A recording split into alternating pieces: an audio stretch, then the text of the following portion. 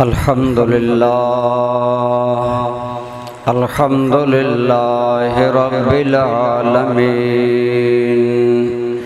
Wassalatu wassalamu ala sayyidil anbiya'i wa khatamin nabiyyin al-mab'usi rahmatan lil alamin wa ala alihi at-tayyibin at-tahirin wa ashabihil hadinal mahdiyyin wa awliya'i ummatihil kamilinal wasilin wa ala sa'iri atba'ihi bi ihsanin ila yaumiddin. Amma ba'du fa'a'udhu billahi minash shaitanir rajim. Bismillahir rahmanir rahim. Laqad kana fi qasasihim ibratin li ulil albab. Wa qala Allah tabaraka wa ta'ala fi maqamin akhar wa la tahsabanna Allaha ghafilan amma ya'malul zalimun. Sadaqallahu maulana al-azim. Sadaqa wa ballaghana rasuluhun nabiyyul ummiyul aminul habibul karim. درود پاک کوئی زبان خاموش نہ رہے. اللہم صلی علی محمد وعلی آل محمد کما صلیت علی ابراہیم وعلی آل ابراہیم انک حمید مجید. اللہم بارک علی محمد وعلی آل محمد کما بارکت علی ابراہیم وعلی آل ابراہیم انک حمید مجید. صلاۃ و سلام صلاۃ و سلام علیک یا سیدی وعلی آلک و اصحابک یا حبیب اللہ. کس زبان سے ہو بیان مدح خوان آل بیت. مدح گوئے مصطفیٰ ہے مدح خوان آل بیت. ان کی پاکی کا خدائے پاک کرتا ہے بیان. ان کی پاکی کا خدائے پاک کرتا ہے بیان.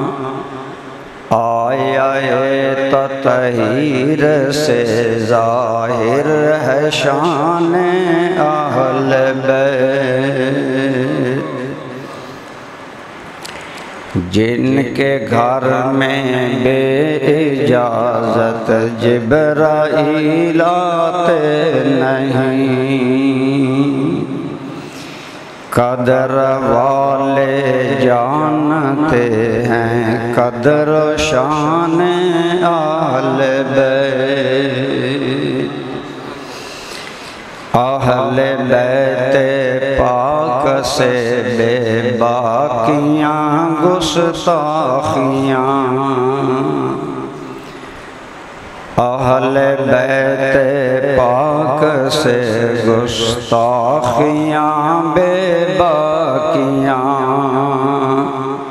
لعنت اللہ علیکم دشمنان اہل بیت۔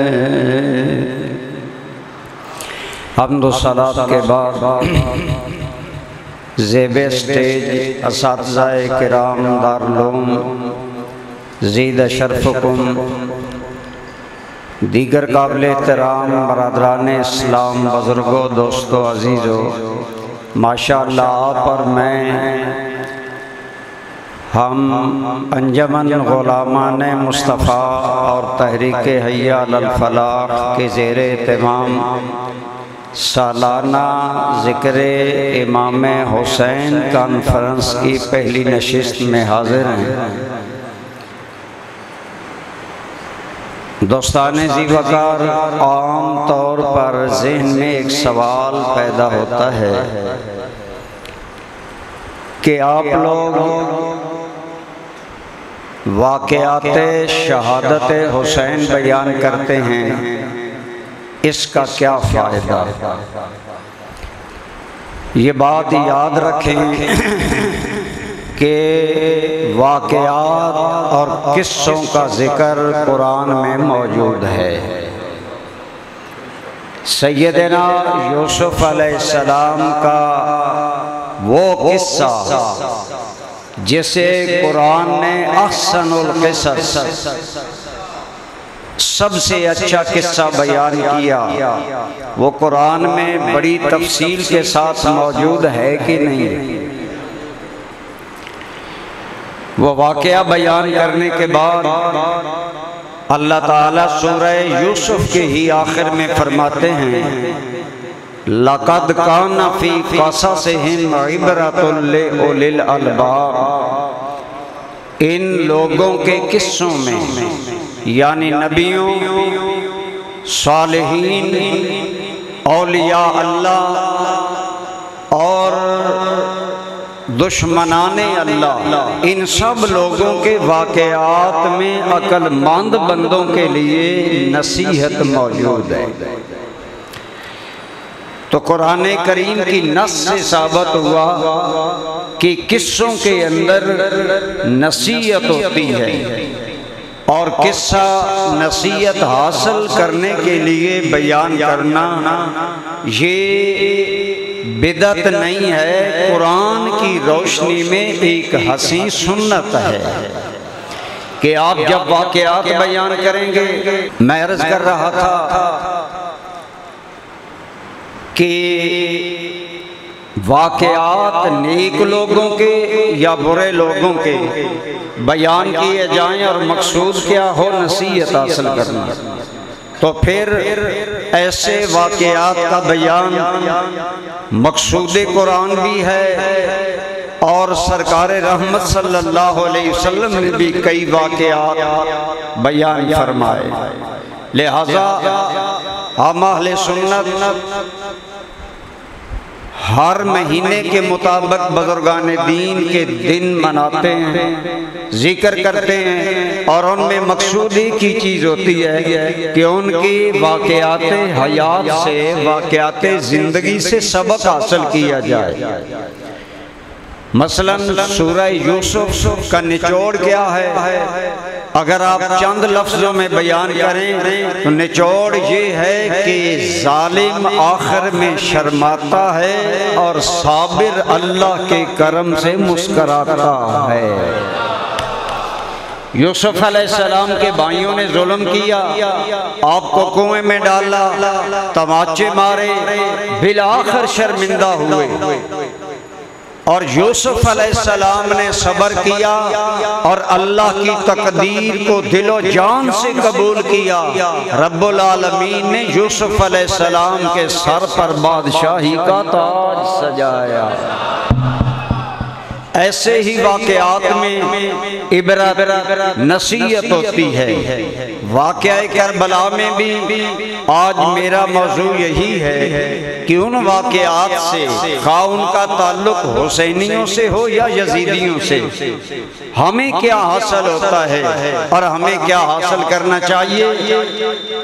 ماشاءاللہ آپ لوگ اس رات بڑے اہتمام سے آتے ہیں، تو میں بھی چاہتا ہوں کہ ہر سال پیغام تو ایک ہی ہوتا ہے، نام یا رنگ مختلف دے کر وہ پیغام آپ تک پہنچایا جاتا ہے۔ تو عرض یہ کر رہا ہوں کہ واقعہ کربلا از اول تا آخر اس کے اندر دو ہی گروہ ہیں، ایک ظالم اور ایک صابر، ایک جفاکار ایک وفادار، ایک وہ جنہوں نے اللہ کی حدوں کو توڑا، ایک وہ لوگ جنہوں نے شرم و حیا کا ہر باب بند کر دیا، اور ایک وہ لوگ جو مدینے سے لے کر شام تک پیکر وفا بھی رہے، پیکر رضا بھی رہے۔ تو ان کے واقعات سے ہمیں کیا نتیجہ ملتا ہے، اور پھر شہادت کے واقعات محض چسکے کے لیے نہیں سننے سنانے چاہیے۔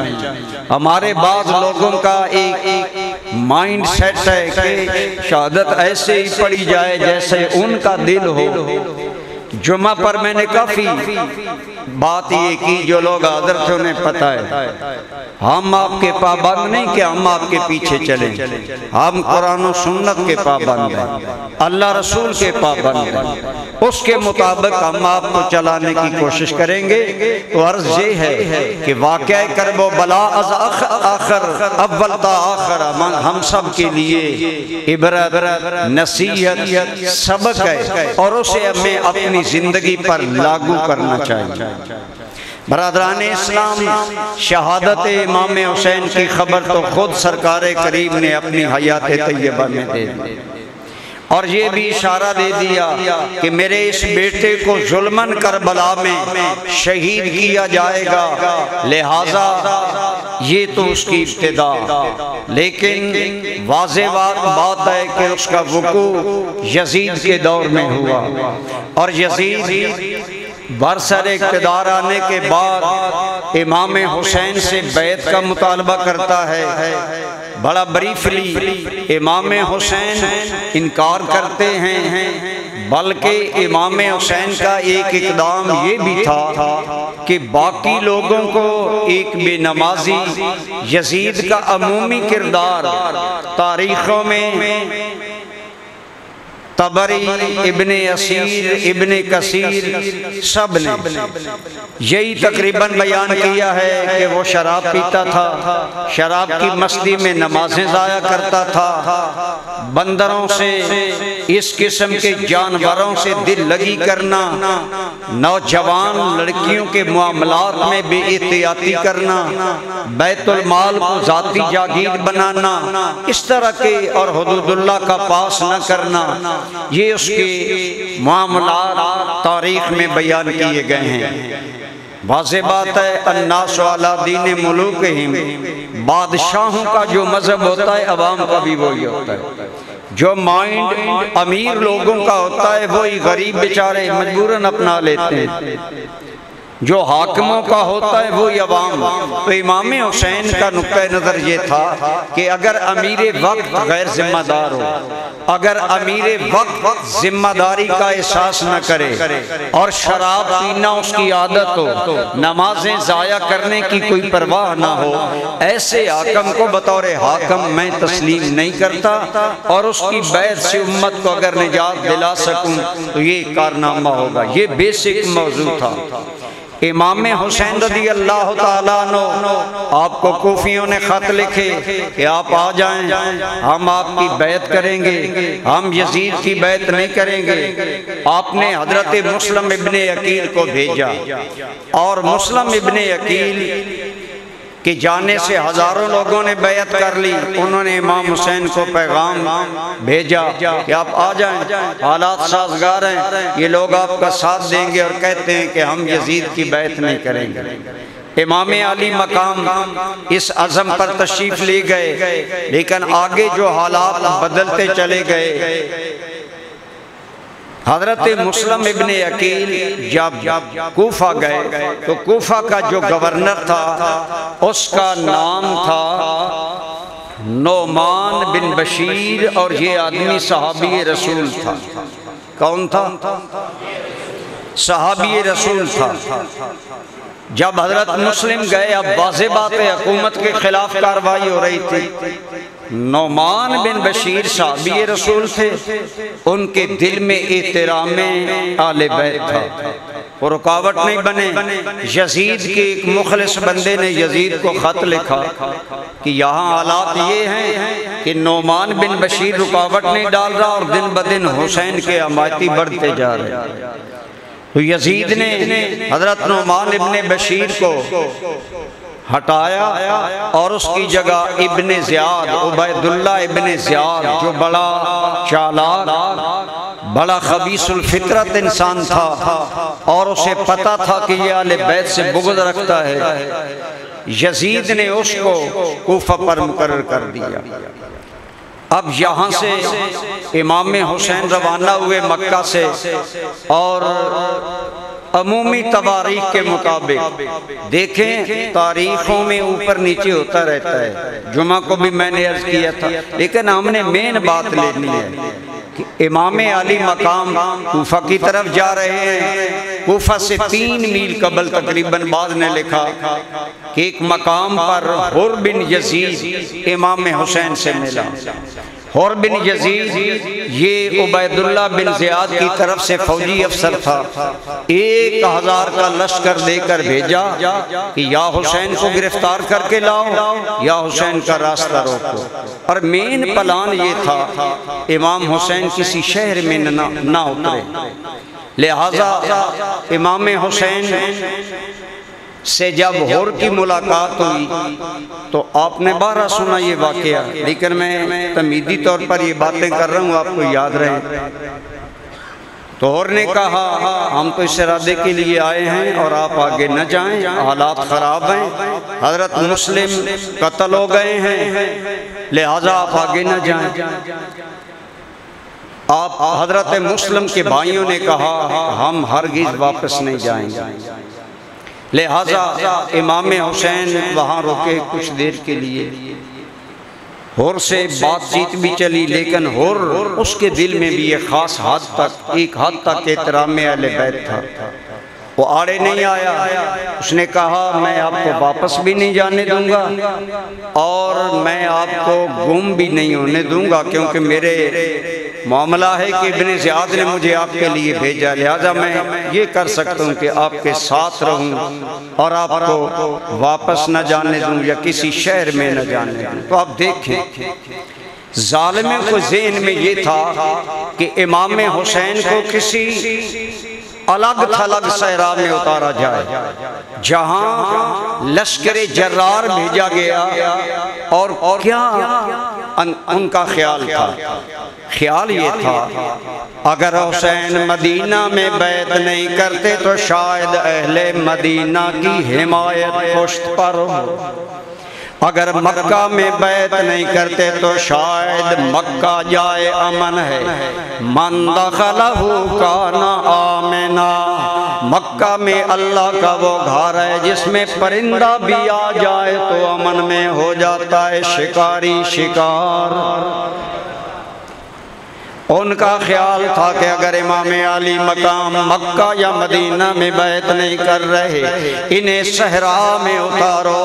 ہر نگری ہر شہر میں محبان رسول بھی موجود ہیں، محبان آل رسول بھی، لہذا حسین کو اکیلا کرو اور کسی صحرا اور ایسی بے آباد جگہ پر اتارو جہاں امام علی مقام کو کوئی ظاہری حمایت نہ مل سکے۔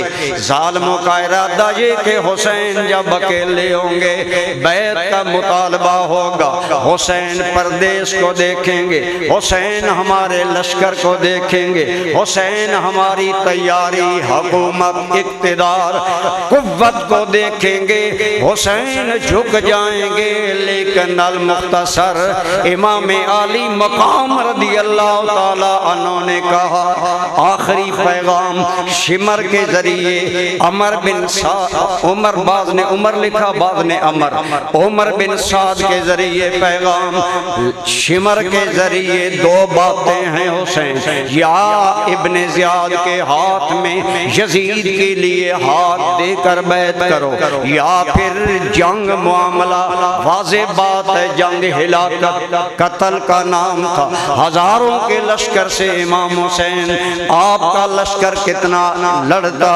لیکن امام علی مقام نے اصول کی بات کی، فرمایا یزید کے لیے ابن زیاد جیسے آدمی کے ہاتھ میں ہاتھ دینا اس سے بہتر ہے حسین عزت کی موت مر جائے نہیں۔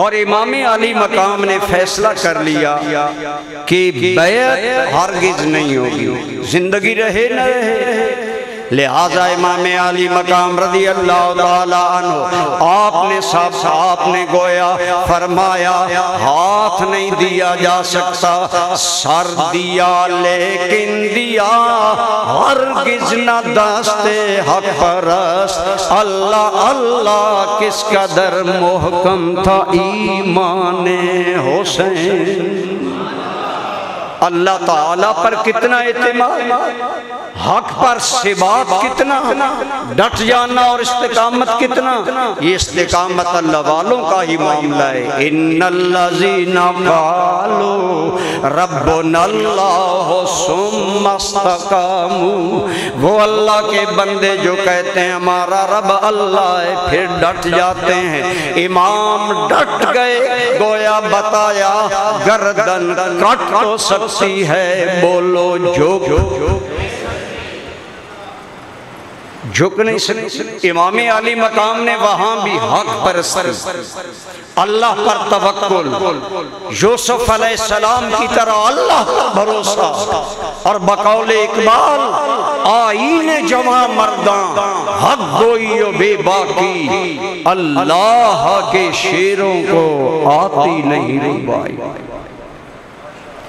امام حسین علی مقام رضی اللہ تعالیٰ عنہ آپ اپنے اس موقع پر ڈٹ گئے، لیکن ان کا خیال تھا شاید حسین کریم کو، کریم تو ہم کہہ رہے ہیں نا، وہ کیا کریم کہتے ہیں، انہیں سنگینی کا احساس نہیں، لہذا بات بڑھتی رہی چلتی رہی، لیکن امام اپنے موقع پر قائم رہے۔ بالآخر 10 محرم الحرام کی قیامت صغریٰ اہل بیت پر گزاری گئی، آپ اپنے موقع پر قائم رہے اور انہوں نے اسی پاداش میں امام حسین اور آپ کے لشکر کو قتل کر دیا، اور اس قتل کے اندر بھی انتہائی سفاکی، انتہائی ظالمانہ انداز اپنائے گئے۔ میں نے شروع میں عرض کیا ہیں تاریخی روایات، کوئی اگر میری بات سے اختلاف کرے، اختلاف کر سکتا ہے، لیکن جو بات کی روح ہوگی اس سے اختلاف ممکن نہیں ہوگا، یعنی یہ ظلم ہوا ہے۔ آج بعض یزید کے حمایتی یہ کہتے نظر آتے ہیں کوئی ظلم نہیں، کوئی جانگی نہیں، یہ معاملہ ہے ہی کوئی نہ، یہ محض ایک افسانہ گھڑ لیا گیا ہے، افسانہ نہیں ہے۔ 1400 سال سے امت افسانے پر اتنا درد و غم اور محبت کا اظہار نہیں کرتی۔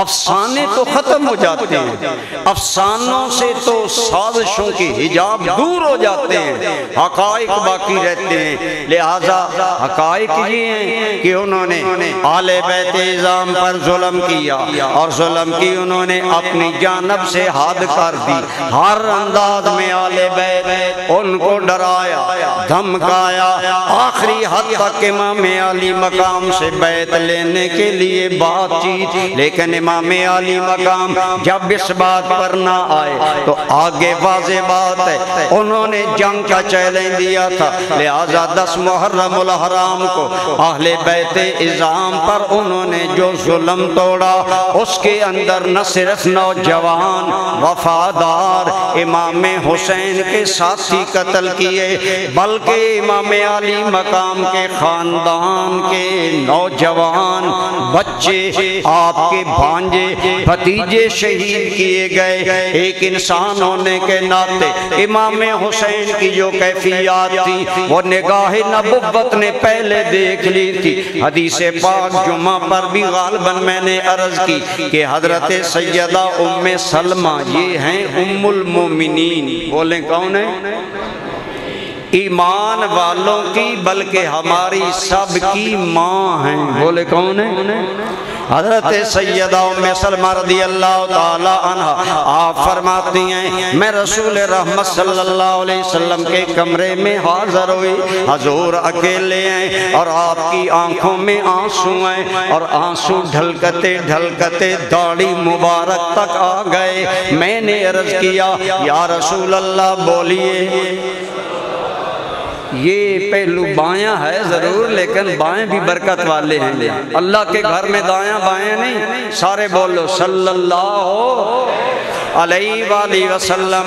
آقا آپ رو رہے ہیں، فرمایا ام سلمہ میرے پاس اللہ کا فرشتہ آیا، حسین کھیل رہا تھا، مجھ سے سوال کرتا ہے اتحب حسینہ، اے محمد کریم، اے اللہ کے محبوب صلی اللہ علیہ وسلم، کیا آپ حسین سے محبت کرتے ہیں؟ تو آپ نے فرمایا نعم، ہاں میں محبت کرتا ہوں۔ فرشتے نے عرض کیا یا رسول اللہ آپ کا یہ بیٹا کربلا میں شہید کیا جائے گا، اور اگر آپ چاہیں تو میں آپ کو وہاں کی مٹی لا کر دوں۔ لہٰذا فرشتے نے ہاتھ بڑھایا، سرخی مائل مٹی لایا، رسول اللہ کے ہاتھ میں دی۔ حضور نبی رحمت نے جب سونگی منہ سے بے ساختہ نکلا ویہا کرب و بلائن، یعنی یہ وہ مٹی ہے جس سے بلا، جس سے آزمائش، جس سے مصیبت کی بو آتی ہے۔ تو گویا ساری بات پس منظر میں فرمائی اے ام سلمہ، جب میں نے یہ ساری کیفیت اپنے بیٹے حسین کی دیکھی تو مجھے میری آنکھوں میں آنسو آ گئے۔ حضرت شاہ نصیر الدین یہاں بڑا پیارا شعر نقل کرتے ہیں، آپ فرماتے ہیں سونگی تھی لے کے ہاتھ، سونگی تھی لے کے ہاتھ میں دشت بالا کی خاک، سونگی تھی ہاتھ میں لے کے دشت بالا کی خاک، نانا کے سامنے تھی مصیبت حسین کی۔ تو گویا جو مصیبت نگاہ نبوت میں تھی وہی مصیبت میدان کرب و بلا میں، اور جس مصیبت کا خیال کر کے حضور نبی اکرم اشک بہار ہو گئے، آپ کی آنکھوں میں آنسو آ گئے۔ میں کہتا ہوں حضور کا ہر عمل کرم ہے، حضور رحمت ہے، ہر حال میں رحمت ہے۔ یہ بھی رحمت تھا دوستو کہ حضور حضرت حسین کی مصیبت یاد کر کے رو دیے۔ یہ کرم ہم پر تھا جس امتی کو یہ مصیبت یاد آئے، اسے رونا آ جائے، اسے میری سنت کا ثواب نصیب ہو جائے گا۔ حضور آقا رحمت صلی اللہ علیہ وسلم نے کئی انداز میں اس مصیبت کی شدت کو بیان کیا۔ سرکار کی اس وقت 9 بیویاں موجود تھیں، لیکن خاک اور کسی بیوی کو نہیں دی، ام سلمہ کو دی، اور فرمایا ام سلمہ یہ مٹی تیرے پاس ایک امانت ہے، اس کا خیال رکھنا، اور جب یہ مٹی خون بن جائے فعلمی ان ابنی الحسین قد قتلا، جب یہ مٹی خون میں بدل جائے سمجھنا میرا بیٹا شہید ہو گیا ہے۔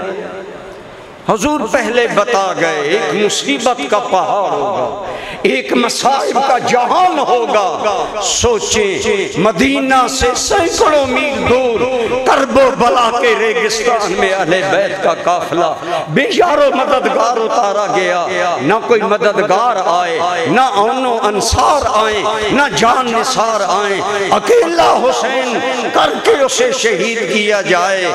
دوستو یاد رکھیں، ہم بعض اوقات سوچتے ہیں، ہاں ہمیں سوچنا چاہیے، اگر یہ خیال آتا ہے تو میں اس خیال کو ریجیکٹ نہیں کرتا، میں داد دیتا ہوں۔ اگر ہم سوچتے ہیں کہ چمن زہرا کے پھول مسل کیے گئے ہمیں دکھ پہنچتا ہے، تو بولو ہمیں دکھ پہنچنا چاہیے، ہمیں غم پہنچنا چاہیے۔ ہم محمد کے بیگانے نہیں، ہم مصطفیٰ کے اپنے دیوانے ہیں۔ جیسے حضور حسین کی مصیبت پر اشک بار ہو گئے سنی، اسی طرح آج حسین کی مصیبت پر اشک بار ہو جاتا ہے۔ ہمارے دل میں خیال آتا ہے ایسا کیوں ہوا، ہائے زہرا کے پھول کیوں مرجھائے، ہائے مولا علی کے دل کے ٹکڑے کیوں کیے گئے، کیوں اتنا کرب آیا۔ لیکن اللہ قرآن میں فرماتا ہے میرے بندو میری سنت ہے، میں پیاروں کو مصائب دیتا ہوں، جتنا پیارا اتنا مصیبت بڑی، اتنی بڑی آزمائش۔ لہٰذا امام علی مقام رضی اللہ تعالی عنہ آپ کو اس صحرا میں اتار کر جو یزیدیوں کے ان ظالموں نے ظلم کیا داستانیں آپ سن چکے، لیکن قلب امام علی مقام پر ایک انسان ہونے کے ناطے جو گزرا، ہر منظر دوسرے سے بڑا مشکل ہے۔ ایک وفادار دوست مر جائے بندہ پریشان، جس کے 5 بھائی شہید ہو جائیں، یہ تو ہماری روایت ہے۔ شیعہ کے نزدیک 8 بھائی شہید ہیں، بھانجے بھتیجے۔ آپ خود سوچیں اس پردیس میں سیدہ زینب کے 2 بیٹے اور حضرت امام حسین کی اولاد، آپ کی اپنی اولاد، یہ سارے پیارے آپ کی آنکھوں کے سامنے اگر شہید ہوئے، اور یقیناً ہوئے، امام علی مقام ہر چیز کو معاذ اللہ کی رضا سمجھ کر مطمئن ہے۔ آج حسین پر مشکل ہے لیکن کل خدا کی رضا نصیب ہوگی۔ امام حسین کے سامنے ساری چیزیں تھیں، اور جیسا کہ ایک روایت میں آتا ہے کہ جب حضرت سیدہ زینب آپ نے امام حسین کے منہ سے سنا کہ میرے بھائی موت پر مبنی شعر پڑھ رہے ہیں، تو سیدہ زینب بے چین ہو گئیں۔ فطری امر ہے، بہن بھائی کی زبان سے موت کا نام سنے، پیغام سنے، جب تیاری سنی، حضرت زینب بے چین ہو گئیں۔ بھائی حسن چلے گئے، اماں کا سایہ اٹھ گیا، ابا علی چلے گئے، ہمارا یہاں سہارا تیرے بغیر کوئی نہیں۔ بھائی پتہ چلتا ہے تم نے بھی مرنے کی تیاری کر لی ہے، ایمان سے ذرا دل پر ہاتھ رکھ کر بتاؤ بہن یہ جملے کس کیفیت میں کہتی۔ لیکن حضرت امام علی مقام عام بھائیوں کی طرح جزا فضا واہ ویلا ہائے ہائے نوحہ بازی نہیں کی۔ حضرت سید نے ہاتھ بڑھایا، امام سیدہ زینب کے سر پر رکھا اور فرمایا یا اختی، اے میری بہن، میں تمہیں اللہ کا واسطہ دیتا ہوں، شیطان ہمیں اللہ کی اطاعت سے آگے پیچھے نہ ہٹا دے۔ اشارہ تھا ہم بے صبرے نہ ہو جائیں، آہوں فغاں نہ کرنا شروع کر دیں۔ اے میری بہن، میں آپ کو اللہ کا واسطہ دیتا ہوں، آپ صبر کریں، منہ پر تماچے نہ مارے، گریباں چاک نہ کریں، جاہلیت والے بہن نہ کریں، بلکہ ایک جملہ عجیب کہ اگر میری بہن کل تمہیں اس سے زیادہ ناگوار کیفیت میں مجھ پر آنا پڑا، کیا تھا وہ؟ اپنی شہادت کا اشارہ، اپنی موت کے منہ میں جانے کا اشارہ۔ اے میری بہن، اگر اس کیفیت میں بھی تمہیں آنا پڑے تو خدا را بے صبری نہ کرنا، ایسے ہی صبر کرنا جیسے ہماری اماں نے نانا مصطفیٰ کے وصال پر صبر۔ گویا بتایا اے زینب تیرے لیے یہ مصیبت ناقابل برداشت ضرور ہوگی، لیکن سوچ اللہ کے نبی سید الانبیاء کا دنیا سے جانا اور سیدہ زہرا کا وہ منظر دیکھ کر صبر کرنا، اسی منظر کو یاد کرنا۔ گویا یہ وہ گھرانہ ہے جس نے قدم قدم پر اللہ کے قرآن کو سامنے رکھا۔ اسی لیے میں کہتا ہوں عظمت کردار سے تشریح قرآن ہے حسین، عظمت کردار سے تشریح قرآن ہے حسین۔ وتواصوا بالحق وتواصوا بالصبر، اللہ کے وہ بندے کامیاب ہیں جو حق بات کی نصیحت بھی کرتے ہیں اور صبر کی بھی نصیحت کرتے ہیں۔ امام اس کا پیکر ہے کہ نہیں؟ امام علی مقام ان سارے حالات سے گزرے، لیکن یقیناً جتنا اللہ مصائب دیتا ہے حسب المقام آزمائشیں دیتا ہے، امام علی مقام کا مقام بھی سربلند تھا، مقام بھی زیادہ تھا، اس لیے ان تمام مصائب، لیکن انہوں نے ظلم کی انتہا کی کہ اہل بیت اعظام کے نہ صرف عزیزوں جوانوں کو قتل کیا، بلکہ ایک ظالم نے حضرت علی اصغر پر جب تیر چلایا اور آپ کی حلق سے پار ہوا تو خون سے حضرت حسین کریم کا چلو بھر گیا۔ بس صابر حسین کے منہ سے اتنا ہی نکلا، مولا حسین اپنی حالت تیری بارگاہ میں پیش کرتا ہے، میں تجھے ہی دکھاتا ہوں کہ انہوں نے ہمیں کن وعدوں پر بلایا اور آج ہمارے ساتھ کیا سلوک ہو رہا۔ تجھے انداز تھا کہ چھوٹے بچوں کو بھی نہیں چھوڑا گیا۔ پھر امام حسین اور آپ کے عزیزوں کی قربانی کے باوجود ان کا غیظ و غضب، ان کے دل کا غصہ نہیں گیا، بلکہ امام حسین کے ساتھیوں کے سر آپ کے سر کاٹے اور دھاڑ پر گھوڑے دوڑائے گئے۔ بتائیں ظلم کی کیا انتہا ہے، لیکن اس کے باوجود ان کے دل کو چین نہ آیا، لیکن اللہ کی نظر قدرت تو دیکھ رہی تھی۔ اللہ فرماتے ہیں وَلَا تَحْسَبَنَّ اللَّهَ غَافِلًا عَمَّا يَعْمَلُ الظَّالِمُونَ۔ اے لوگو، اللہ کو ظالموں کے عملوں سے غافل نہ جاننا۔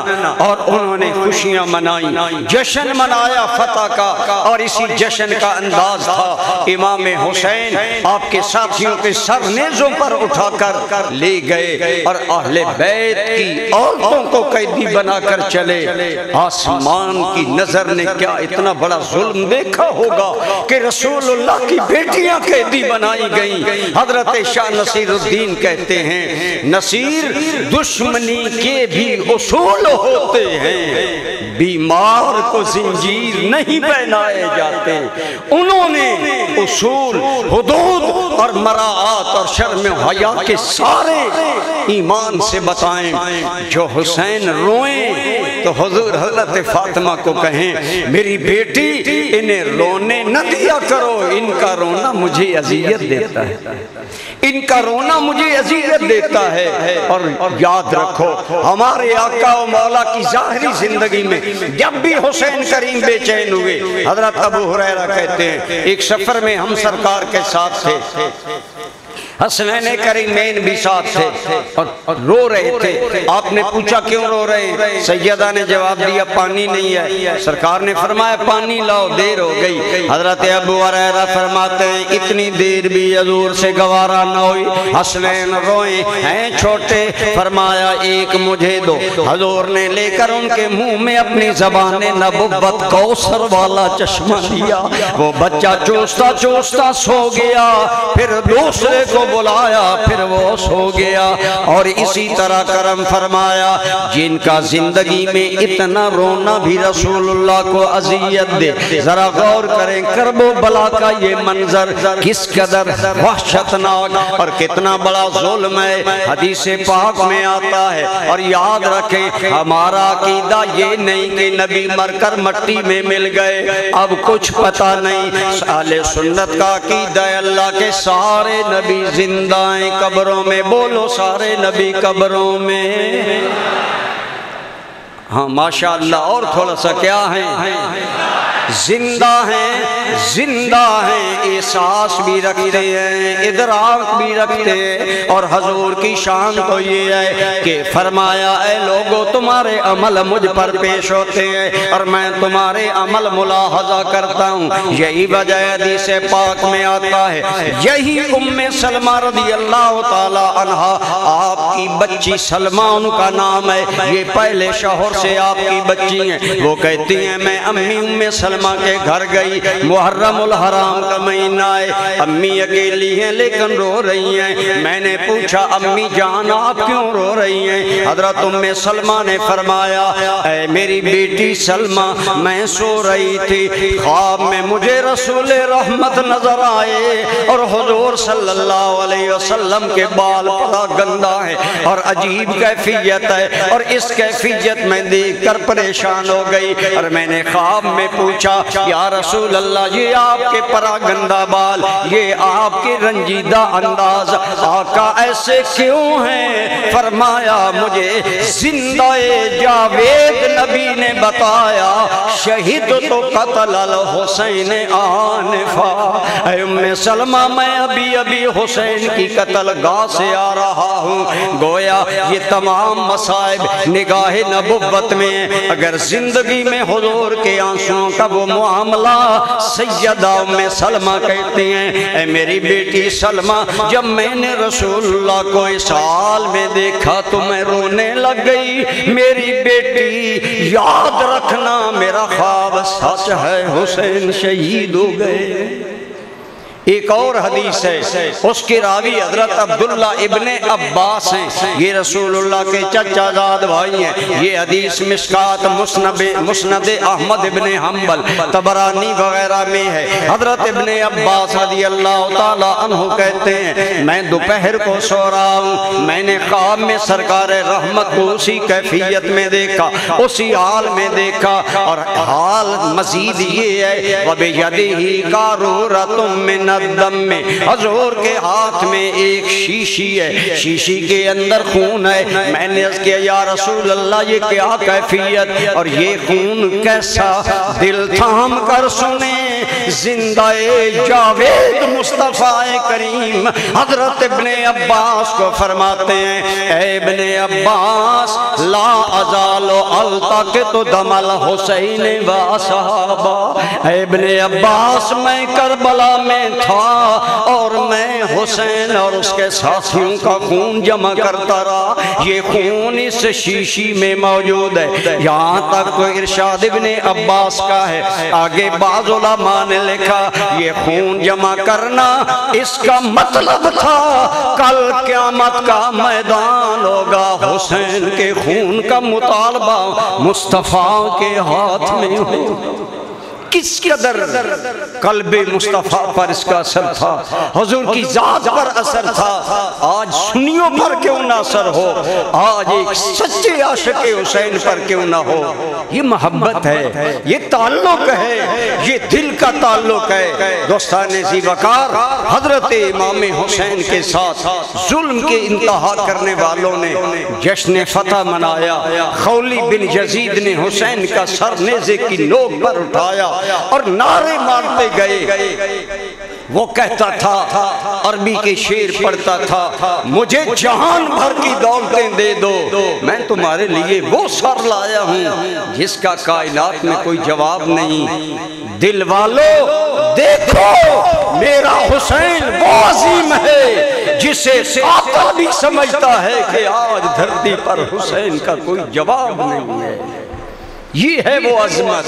آج تک ہیں غیر قومیں بھی ثنا خوان حسین، اللہ اللہ کیا عظیم و شان ہے شان، بولو بولو کیا عظیم و شان ہے شان حسین۔ امام علی مقام آپ پر انہوں نے ظلم کیا، ان واقعات کے بیان کرنے میں ہمارے لیے عبرت ہے۔ انہوں نے بظاہر فتح پائی، امام حسین شہید ہوئے، قافلہ لوٹا، گھر بھی لوٹا، جان بھی گئی، لیکن انہوں نے سمجھا ہم جیتے۔ قرآن کہتا ہے یاد رکھو ظالم نہیں جیتتا، جیتتا وہ ہے جس کا دل ہر حال میں اللہ کی رضا پر راضی رہے۔ یہاں سے اب آگے چلیں، انہوں نے تو اپنی حد تک جشن منائے، اور یزید کا رد عمل بھی دو طرح کا آتا ہے۔ ابتداءً جب اس کے پاس سر پہنچے تو وہ خوش ہوا، چلو فتنہ ختم ہوا، لیکن جب عوام کا رد عمل بڑھا اور ہر نظر میں یزید، ہر نظر یزید پر تنقید کا تیر بن گیا، اور ہر انسان یزید کو جب تنقید سے اور نفرت سے دیکھنے لگا تو پھر اس نے سیاسی چال چلی، کہنے لگا اللہ ابن مرجانہ ابن زیاد پر لعنت کرے، میں نے اس حسین کے قتل کا حکم نہیں دیا تھا۔ اور انصاف کی بات تک تو یہی ہے کہ اس نے قتل کا حکم تو نہیں دیا تھا۔ پھر یزیدی کہتے ہیں جب اس نے قتل کا حکم نہیں دیا تو پھر آپ یزید کو مورد الزام ٹھہراتے ہیں، لیکن ہم کہتے ہیں بتاؤ حکومت کس کی تھی؟ بولو بولو۔ اور پھر ٹھیک ہے اس کا حکم نہیں تھا، لیکن ابن زیاد اور ان لوگوں کی غلطی اور باقی لوگوں نے قتل کر دیا، لیکن برسر اقتدار یزید ہے اور لاکھوں مربع میل پر اس کی حکومت ہے، بہت لمبی چوڑی حکومت کا وارث بنا۔ لیکن اس نے ابن زیاد کے ساتھ کیا کیا؟ عمر ابن سعد یا عمر ابن سعد کے ساتھ کیا کیا؟ خولی بن یزید سب کے ساتھ کچھ نہیں کیا۔ اس کا مطلب ہے کہ وہ اوپر سے کہہ رہا تھا، اندر سے راضی تھا، لیکن رب العالمین نے فرمایا نادانو یہ نہ سمجھو ہماری انتقام کی لاٹھی نہیں چلی، ان بطش ربک لشدید، رب کی پکڑ بڑی سخت ہے، آئے گی، لیکن ظالموں کو تھوڑا سا وقت ملتا ہے۔ وہ ظلم کے جشن منائیں، آج بھی یاد رکھیں، میں اور آپ گریباں میں جھانکیں، ہم کسی انداز میں ظلم تو نہیں کرنے والے، ورنہ یاد رکھو ظالم اللہ کی پکڑ سے بچتا نہیں، اللہ مہلت دیتا ہے۔ کسی نے کہا تھا نہ جاؤ اس کے تحمل پر کہ بے ڈھب ہے گریفت اس کی، ڈر اس کی دیر گیری سے کہ ہے سخت انتقام اس کا۔ جس یزید نے کسی کو کچھ نہ کہا، اب رب کی انتقام کی لاٹھی حرکت میں آئی۔ یزید نے جس حکومت کے لیے آل رسول کی توہین کروائی، آل رسول کو برباد کیا، اس کو کیا ملا؟ اور جس نے آل رسول سے محبت کی اسے کیا ملا؟ میں موازنہ پیش کروں گا، آپ کو یاد ہوگا جب حر بن یزید امام حسین سے ملا اور امام حسین نے میدان کربلا میں خطبہ دیا، آپ نے فرمایا اے لوگو، اے کوفیو، یہ ہیں تمہارے خطوں والی بوجھی زمین پر، وہ آپ نے جو آپ کے پاس تھے سارے سامنے کیے۔ فرمایا تم نے خط لکھ کر مجھے بلایا، لیکن میں بریفلی مختصر، لیکن اگر تم میری میزبانی کا انکار کرتے ہو ٹھیک ہے، مجھے واپس جانے دو یا کسی اسلامی سرحد پر جانے دو یا جانے دو، میں یزید سے بات کر لوں گا۔ لیکن اس خطبے میں اتنے درد بھرے کلمات تھے۔ فرمایا اے کوفہ والو، اے یزیدیو، تمہیں مجھے قتل کرنے کا کیا حق ہے؟ ایک مسلمان کو قتل کرنے کی جو وجوہات ہیں وہ حسین کے اندر نہیں ہیں۔ تم نے تو مجھے بلایا، اور سن لو، مجھے پہچانو، میرا حق پہچانو، میں کون ہوں۔ فرمایا اللہ کی قسم اس وقت اللہ کی دھرتی پر میرے بغیر رسول اللہ کا کوئی نواسا نہیں ہے، اور میں وہ انسان ہوں جسے رسول اللہ نے جنتی جوانوں کا سردار بنایا۔ توجہ سے سنیو، شہادت کے ہی متوالے نہ بنو، حقیقت کے متوالے بنو۔ حضرت حسین نے کربلا میں فرمایا لوگو میں میرا بھائی حسن، ہم دونوں کو رسول اللہ نے جنتی جوانوں کا سردار کہا۔ اگر تمہیں یقین نہیں ہے تو جاؤ ابو سعید خدری سے پوچھو، حضرت سیدنا انس بن مالک سے پوچھو، حضرت سہیل سے پوچھو، ایک روایت میں عبداللہ بن اوفا وغیرہ ابی اوفا ان کے نام ہیں۔ اگر توجہ ہے تو سنیو، دیکھو حضرت حسین اپنی عظمت پر کربلا میں گواہ بنا رہے ہیں تو مصطفیٰ کے صحابہ کو بنا رہے ہیں۔ آپ کو بات سمجھ نہیں آئی، لہذا گیدرنگ خاموش ہے۔ سوال ہے امام حسین اپنی شان پر گواہ جن صحابہ کو بنا رہے ہیں، ان صحابہ کی صداقت عدالت پر گویا حسین گواہی دے۔ گواہ سچا ہوتا ہے، گواہ عادل ہوتا ہے، لہذا پتہ چلا واللہ سن لو حضرت حسین پر ظلم کرنے والے یا کوفی تھے یا یزیدی تھے، رسول اللہ کا صحابی جہاں بھی آیا۔ آپ نے سنا نا کوفہ کا گورنر کون تھا؟ نعمان ابن، اونچے بولو کیا نام ہے؟ خدا را کوئی تو بات یاد رکھی کرو، بولو کیا نام ہے؟ نعمان ابن بشیر۔ یہ رسول اللہ کے صحابی ہیں، کوفہ کے گورنر ہیں۔ ادھر امام حسین کی بیعت شروع ہو گئی، یزید کے خیرخواہوں نے کہا حکومت کے خلاف بات ہو رہی ہے اور تو ہے کہ نعمان بن بشیر کو کچھ نہیں کہتا۔ تو حضرت نعمان بن بشیر صحابی رسول ہے، فرمایا سن لو جواب قابل غور ہے، یہ وفا والوں کا جواب ہے، ان دغا بازوں کا جواب نہیں۔ جواب دیا حضرت نعمان بن بشیر نے کہ ابن یزید کو بتا دو میں اہل بیت کا دل دکھا کر کوئی ایسا کام نہیں کرنا چاہتا جس کی وجہ سے کل میں رسول اللہ کے سامنے شرمندہ۔ باقی رہی میری گورنری پر میں تھوکتا ہوں، پاؤں کی ٹھوکر پہ میں رکھتا ہوں یہ تاج خسروان، میرے آقا میرے مولا ہے محمد عربی۔ صحابی نے گورنری چھوڑ دی، حضرت حسین کے قاصد مسلم بن عقیل پر ظلم نہیں کیا۔ بات آ رہی ہے سمجھ؟ صحابی کا کردار یہ ہے، اور اس صحابی کو پھر بڑا اعزاز ملا۔ یزید نے بھی اسی صحابی کو اہل بیت کے قافلے کے ساتھ واپس بھیجا کہ تم انہیں خیریت سے مدینہ پہنچاؤ۔ حضرت نعمان بن بشیر نے حد کر دی خدمت کی، حد کر دی نیاز مندی کی رسول اللہ کے خاندان سے۔ جب قافلہ پہنچا حضرت سیدہ فاطمہ بنت حسین، سیدنا زینب بنت علی، ان سید زادیوں نے اپنے زیور اتار کر نعمان بن بشیر کو بھیجے کہ تیری خدمت، عقیدت، وفا کا اگر یہ معاوضہ نہیں، یہ تیری محبت کا تمہیں تحفہ ہے۔ حضرت نعمان بن بشیر دنیا دار نہیں تھا، رسول اللہ کا صحابی تھا۔ آنکھوں میں آنسو آ گئے، کہنے لگے سید زادیوں میں رسول اللہ کی شفاعت کے بدلے میں زیور نہیں لینے والا، میں تو کل حضور سے شفاعت کرواؤں گا۔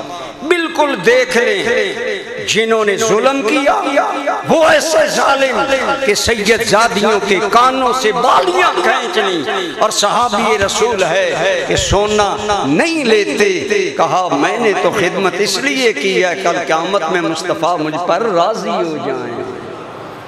پھر ہور کی بات میں نے کی، جب ہور نے یہ سنا نا امام حسین کو کربلا میں لانے والا ہور تھا، یہ ابن زیاد کا فوجی افسر تھا، آپ کو لے آیا اس جنگل اس صحرا میں۔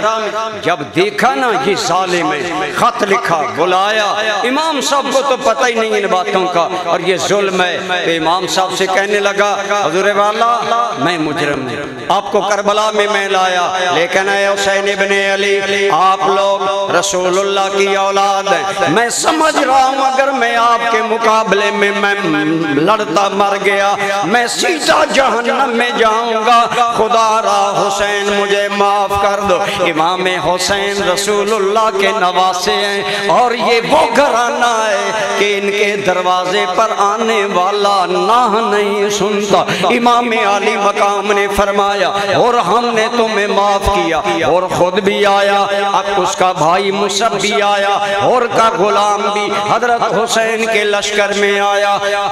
آج پوری امت کہتی ہے کہ حور نے حسین کا ساتھ دے کر جہنمیوں کو چھوڑ کر بولو جنت خرید۔ تو جنہوں نے وفا کی انہیں شہادت ملی، حر کو جنت بھی ملی اوج شہادت بھی ملا، ایک نظر نے شاہ نے قطرے کو دریا کر دیا۔ انہوں نے امام حسین سے وفا کی، وہ یہاں بھی سرخرو رہے وہاں بھی سرخرو ہوں گے، اور جنہوں نے حسین پر ظلم کیا، یزید نے ظلم کیا، ابن زیاد اپنے گورنروں کو سزا نہیں دی بلکہ ایسے حکومت کرتا رہا۔ اللہ کی جب پکڑ آئی ٹوٹل یزید 61 ہجری محرم میں کربلا کا واقعہ پیش آیا، اور صرف 3 سال 9 ماہ حکومت کرنے کے بعد 2 روایتیں ہیں، یا یزید ایک کوہڑ کے مرض میں بڑی بری پھوڑے سے مر گیا، ہلاکت ہو گئی، اور ایک میں ہے کہ وہ بندروں کا متوالا تھا، ایک بندر کو نچا رہا تھا، یہ طبری کی روایت ہے، بندر نے اس ظالم کو کاٹا اور ظالم کو زہر بندر کی چلی گئی، اور یزید بندروں والی خست کمینگی والی حرکتیں کرتا ہوا سانس توڑ کر مر گیا۔ رب نے بتا دیا میری انتقام کی لاٹھی بے آواز ہے۔ جس حکومت کے لیے یزید نے امام حسین کے قاتلوں کو چلو قتل نہیں کروایا، قاتلوں کو کچھ نہ کہا اور ظالموں کا ساتھ دیا، وہ یزید کی حکومت 3 سال رہی، پھر نام و نشان رہی۔ اس کا بیٹا اس کے بعد معاویہ آیا، اور معاویہ بعد روایات کے مطابق 6 ماہ بھی نہ چلا۔ ایک روایت ہے کہ 40 دن کے بعد کہنے لگا اے لوگو میں اس حکومت کو آگے نہیں چلا سکتا جس کی بنیاد ظلم پر ہے اور جس کی بنیاد آل رسول کے خون پر ہے۔ اس کا بیٹا خود حکومت سے جدا ہو گیا، گویا پتہ چلا جس حکومت کے لیے یزید نے کچھ کیا وہ حکومت بھی نہ رہی، لیکن واللہ حسین کی حکومت تو آج بھی امت کے دلوں پر موجود ہے۔ جس کے لیے یزید نے لاکھوں جتن کیے وہ حکومت نہ رہی، لیکن دنیا دیکھ رہی ہے صدیاں حسین کی ہیں، بولو زمانہ حسین کا۔ افضل ہے 2 جہاں میں گھرانہ حسین کا، نبیوں کا سردار ہے نانا حسین کا، لیکن اس کا نام مٹ گیا، نہ یزید کا وہ ستم رہا نہ زیاد کی وہ جفا رہی، جو رہا تو نام حسین کا جسے زندہ رکھتی ہے کربلا۔ ترمذی شریف کی حدیث ہے عام بات نہیں، ولعین عبداللہ ابن زیاد جس نے دنیا کے لیے امام حسین کو قتل کروایا اور جو کہتا تھا میرے ہاتھ پر حسین بیعت کرو، اس کی موت عبرتناک ہے، بخاری میں بھی ہے، تفصیل ترمذی میں بھی ہے، مزید تفصیل طبرانی میں ہے کہ ابن زیاد حضرت حسین کے بعد اللہ کبھی ظالم لوگوں سے کام لیتا ہے۔ مختار سخت نامی آدمی آل بیت کے انتقام کا نعرہ لے کر اٹھا، دنیا امڑائی مدد کے لیے چن چن کر قاتلان حسین کو قتل کیا، اور حضرت انس بن مالک کہتے ہیں میں نے دیکھا جیسے ظالم ابن زیاد کے سامنے امام حسین کا سر رکھا گیا، وہ ظالم چھڑی سے امام حسین کے نتنوں کو مس کرنے لگا اور کہنے لگا یہ بھی کوئی حسن ہے، امام حسین کی تحقیر کی، اسی طرح اس بدبخت کا سر کٹا۔ مختار صفی کے سامنے آئے، بڑا مجمع ہے، دنیا نے دیکھا ایک سانپ آیا۔ حضرت انس بن مالک کہتے ہیں وہ سانپ آیا، ابن زیاد کے نتھنے میں اندر گیا، اندر جا کر دوبارہ نکلا، لوگ شور مچا رہے ہیں، وہ آیا وہ گیا وہ آیا، 2-3 مرتبہ اسی طرح ہوا۔ گویا رب قدیر نے دکھا دیا حسین کے نتھنوں کی گستاخی کرنے والے، ہم تیرے نتھنوں میں دنیا میں سانپ داخل کر کے تیری ذلت دنیا کو دکھائیں گے، لیکن کذالک العذاب والعذاب الآخرۃ اکبر لو کانوا یعلمون۔ اللہ تعالیٰ نے فرمایا ہم کبھی کبھی ظالموں کو دنیا میں عذاب دیتے ہیں، یہاں تو عذاب تھوڑا ہے۔ جس عمر بن سعد یا عمر بن سعد نے دنیا کے لیے امام حسین کو قتل کیا، مختار صفی نے اس کے بیٹے کو بلایا، مصعب یا اس کا نام حفص، ایک روایت میں حفص آیا، بلایا اور وہ ظالم موجود ہے، اس کے سامنے پوچھا بتا یہ تیرا کون ہے؟ کہا میرا جوان بیٹا ہے۔ کہا اس کی گردن اڑاؤ، گردن اڑا کر اس کے سامنے رکھ کر کہا یہ سر علی اکبر بن حسین کے بدلے میں ہے۔ پھر اس کا سر اتار کر کہا یہ حسین کے بدلے میں ہے، لیکن ایسے ظالموں کے لاکھوں سر بھی حسین کے برابر۔ اللہ کریم فرماتے ہیں لَقَدْ كَانَ فِي قَصَصِهِمْ عِبْرَةٌ لِأُولِي الْأَلْبَابِ، اگر عقل ہے نا تمہارے اندر تو یہ واقعات میں عبرت ہوتا ہے، عبرت ہوتی ہے، نصیحت ہوتی ہے۔ نصیحت حاصل کرو کہ یزید کے ساتھ کیا ہوا، آج بتائیں یزید کا نام ہے، اگر ہے تو لعنت کے لیے۔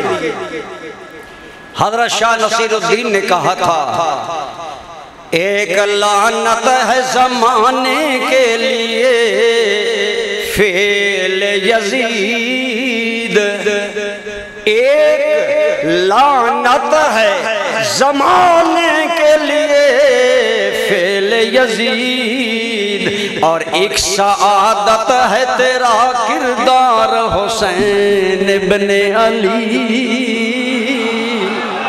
آج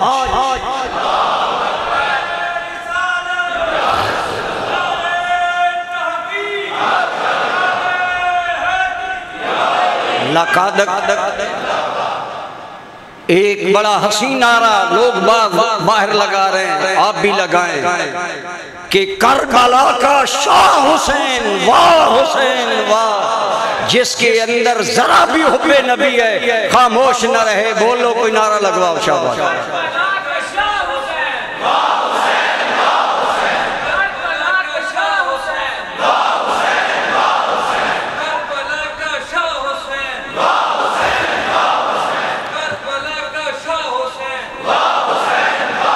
میرے بھائیو صرف شہادت رونے دھونے کے لیے نہیں بیان ہوتی، لَقَدْ كَانَ فِي قَصَصِهِمْ عِبْرَةٌ لِأُولِي الْأَلْبَابِ، یہ تو داناؤں کے لیے، عقل مندوں کے لیے نصیحت ہے، عبرت ہے، سبق ہے کہ ظالم نہ بنو، ماں باپ پر ظلم نہ کرو۔ آج موبائل کا دور ہے، نوجوان موبائل کو ترجیح دیتا ہے، بوڑھے ماں باپ کو نظر انداز کرتا ہے، بتاؤ ظلم ہے کہ نہیں ہے؟ جو نماز نہیں پڑھتا وہ ظالم ہے کہ نہیں؟ جو زکوٰۃ نہیں دیتا، جو حدود خدا بندی کی پابندی نہیں کرتا، فرمایا سن لو وَسَيَعْلَمُ الَّذِينَ ظَلَمُوا أَيَّ مُنْقَلَبٍ يَنْقَلِبُونَ، ان قریب ظالموں کو پتہ چل جائے گا انجام کیا ہوتا ہے۔ یہ وارننگ کون دے رہا ہے؟ بولو رب ذوالجلال، بولو کون؟ اور اللہ کی قسم علامہ اماد الدین ابن کثیر اور دیگر علماء نے لکھا لوگو چن چن کر یزید کے حمایتی مارے گئے۔ اور ایک اور قابل توجہ بات ہے کہ حضرت حسین کی اولاد یزید نے کاٹی، ایک زین العابدین بچے، لیکن ایک زین العابدین سے آج لاکھوں سید دنیا میں موجود ہیں۔ چلو راستے والوں کو چھوڑو، انہی سیدوں میں پیر جماعت علی شاہ، انہی سیدوں میں پیر مہر علی شاہ، انہی سیدوں میں ہمارے تاجدار جلال پور حیدر علی شاہ، انہی سیدوں میں سید داتا حجویری، انہی سیدوں میں خواجہ معین اجمیری، جس کی برکت سے لاکھوں کلمہ پڑھ رہے۔ لیکن یزید کی اولاد نہیں۔ علامہ ابن کثیر نے لکھا یزید کا کوئی بیٹا پوتا یعنی آگے نسل نہیں چل سکی، اس لیے شبیر کے تو فرزند لاکھوں ہیں مگر ڈھونڈو تو بھی نہیں ملتی اولاد یزید۔ آج یا یزیدی ہے کوئی نہیں، یا حسین نے یزید کو ایسا لعنت کا نشان بنا دیا۔ کوئی یزید کی نسل کہنا ہی پسند نہیں کرتا میں یزید کی نسل۔ عرض یہ ہے کہ آج یزید کا نام نہیں اور حسین ابن علی سید گھر گھر میں موجود ہیں۔ گھر گھر کا یہ مطلب نہیں کہ ہر بندہ سید بن بیٹھے، اللہ سے ڈرنا چاہیے۔ میرے مرشد کریم حضور ضیاء الامت آفاقی شہرت کے عالم مفسر قرآن، بہت بڑے سیرت نگار، اور ان کے نام سے نسبت لوگ عزت سمجھتے ہیں۔ اور سپریم کورٹ کے جسٹس میری موجودگی میں انگلینڈ میں ایک خطیب نے کہا سید کرم شاہ صاحب اللہ کی قسم اللہ کے گھر میں بیٹھا ہوں، حضور ضیاء الامت کی گردن جھکتی چلی گئی اور سپیکر پکڑ کر فرمایا لوگو میں اللہ سے بھی معافی چاہتا ہوں، تمہارے ساتھ بھی معذرت، کرم شاہ سید نہیں ہے، سیدوں کا غلام ہے۔ تو جن کے غلاموں کی یہ شان ہے ان اصل سیدوں کی شان کیا؟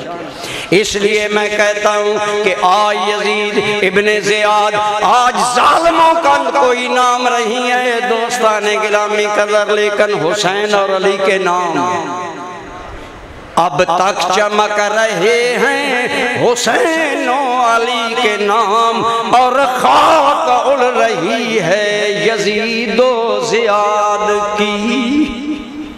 ظالم کبھی نہیں پنپ سکتے۔